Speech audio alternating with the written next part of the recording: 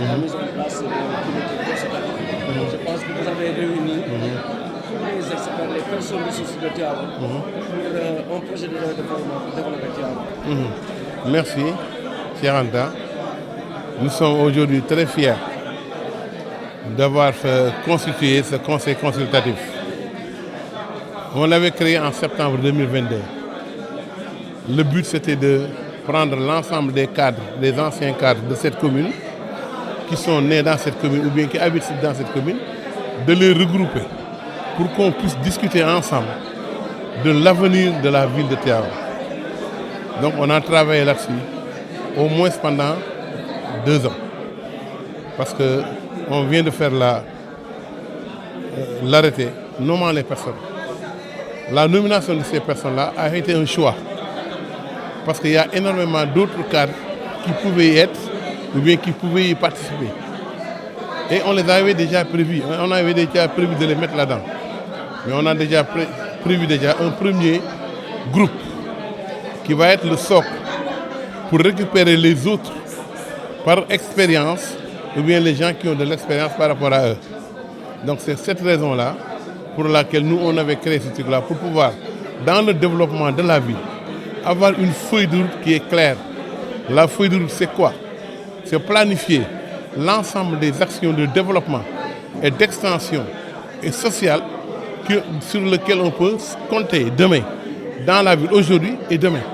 Parce qu'à l'avenir, on sait que Tivaouane devient un carrefour. Et on est en train de travailler sur ce domaine.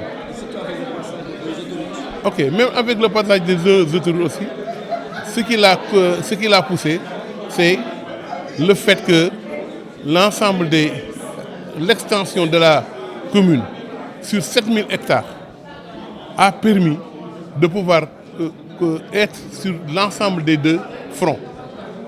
Ça veut dire être du côté de la région de Diourbel et être en même temps du côté de la mer. Parce que Tivaouane, c'est dans le département de Tivaouane, dans le département de la Tivaouane, c'est la mer. Après, c'est la région de Diourbel. Après, c'est la région de Louga. Après, parce qu'on est dans la région de Thiès.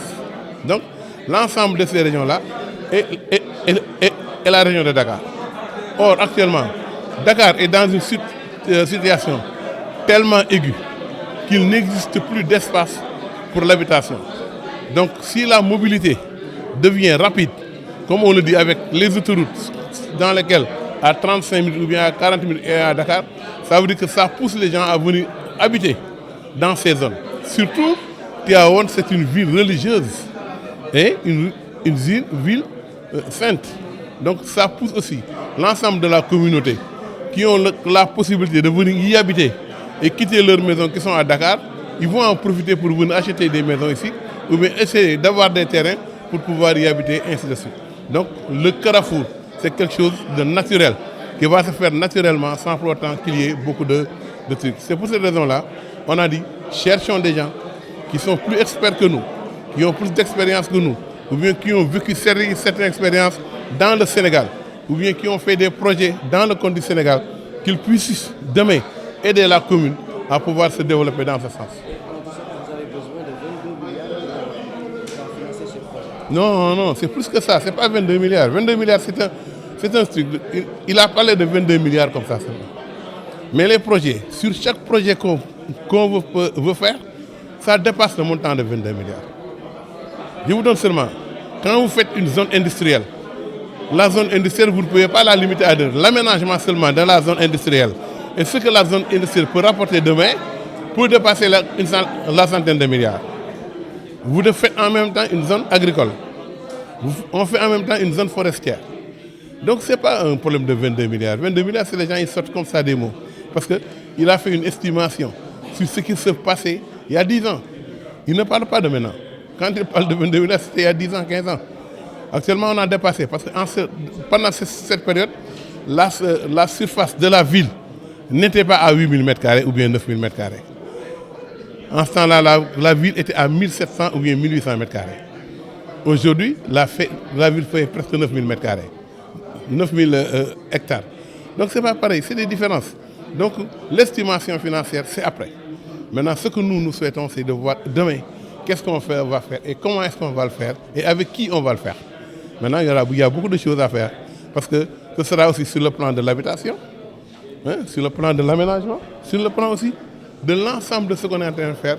Il faut qu'on le fasse, mais avec une planification qui est bien claire, bien nette pour l'ensemble de ces pays. Merci.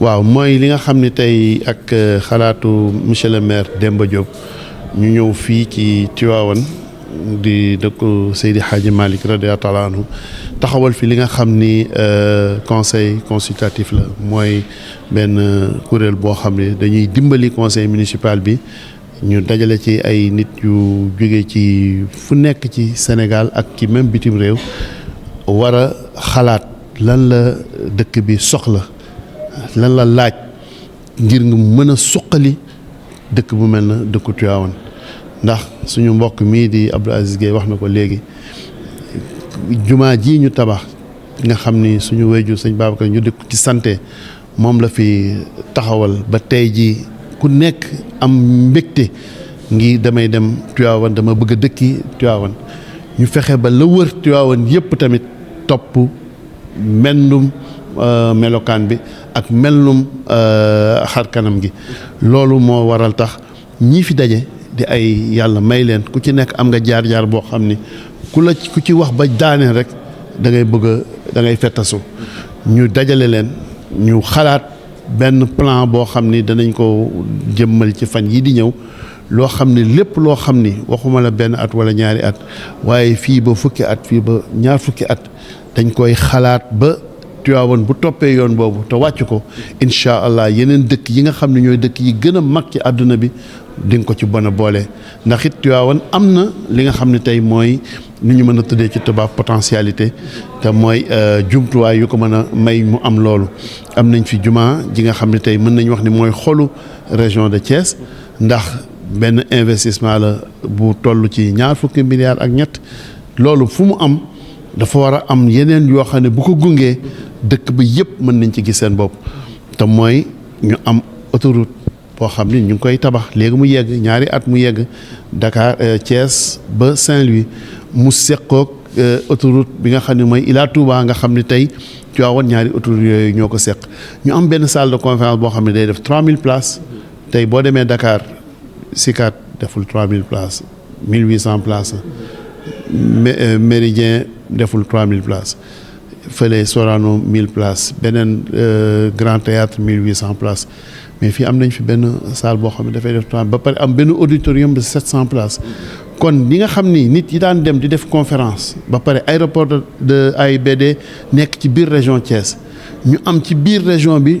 lu mat 4 junni lal yoo xam ni noonu lañ ko mën a xaymaa ci wàllu tourisme fu ñu mën a nelaw la te junni yi nekk ay lal yu nekk ci hôtelu 4 étoiles 5 étoiles kon loolu mën nañ wax ni que am nañu tey matuwaay yu mat sëkk yoo xam ni bu ñu muggee organiser ay conférence u junniy nit wala ñaari junniy nit Tivaouane war na ko mën a daloo te tàmm nañu nag di daloo ay manifestation yu mag yu mel na gàmmu nga xam ne ay millions de nit ñoo fiy ñëw di daje kon ñu mën a am capacité di mën a organiser lu mel noonu yaakaar naa ni organiser 1000 personnes du doon problème ci ñoom bu fekkee ne nag ñooñu ñëw nañu te ñu nekk ay touristes yoo xam ne yàlla daf leen mënee gan bis bu nekk mën nañ ci jaay lu tolloog 100 000 francs téeméeri junni ci xaalis bis bu nekk boo fi defee ñetti fan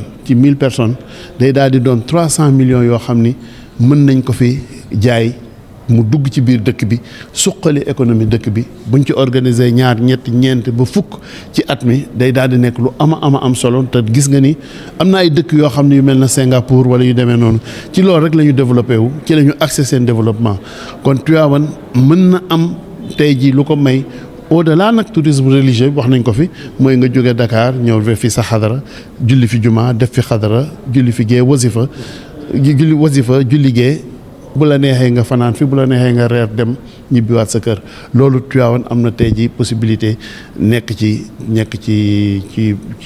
domaine boobu kon loolu mooy li nga xam ne yaakaar nañ ni buñ ko toppee wax dëgg yàlla dinañu am te nag ñi ko seq yëpp di ay borom xam-xam ki nga xam ne moo ko jiite di El Hadj Malick Sarr moom it yàlla may ko mu jiite woon fi ay kuréel yu mag ci wàllu planification te wax dëgg yàlla muy ku dal di nekk ci wetu xalifa bi buñ ko toppee ci ay xalaatam dimbali ko taxawu ko ci li nga xam ne moom la yéene pour Tivaouane dinañ mën a am li nga xam ne moom la ñu bëgg ñu ko ciy ñaanal yàlla bu baax di ñaanal mbooleem membre conseil consultatif bi di ñaan yàlla bu yaakaar tas te yaakaar biñ ci aj yëpp yàlla nañu yàlla jox kattan ak manin buñ ko mën a àggalee ci